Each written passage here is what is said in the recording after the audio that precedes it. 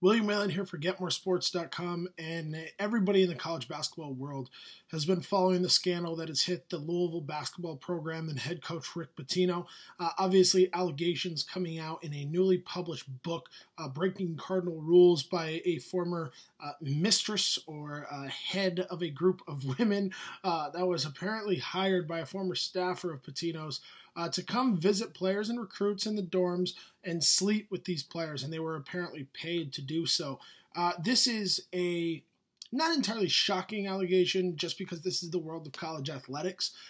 And obviously, young athletes, women, money, sex, probably drugs and alcohol, these things come with the territory of college. I don't think that comes as a big surprise to anybody.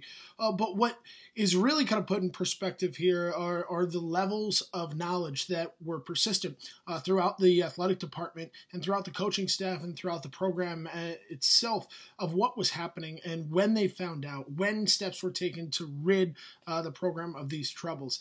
I think the greatest kind of point that we've gotten out of all of this was an interview done with former player Terrence Williams, and obviously the response he gave to the reporter about being Elvis in Louisville. This is not something that will likely hurt this year's team. I mean, this is a group that obviously has a chance to go pretty far, but I don't see any sort of postseason ban coming down the pipe for this year's Louisville Cardinal.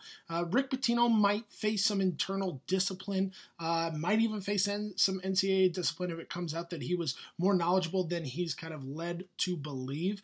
Obviously, I think his non-denial in the press conference signals that he knows that this actually happened. Could the national title be in question? Sure. It could be. But for people paying attention to this season, people playing lines, playing spreads, looking at fantasy, anything of the sort, this doesn't look like a factor to remember when kind of figuring things out that you need to know for your season.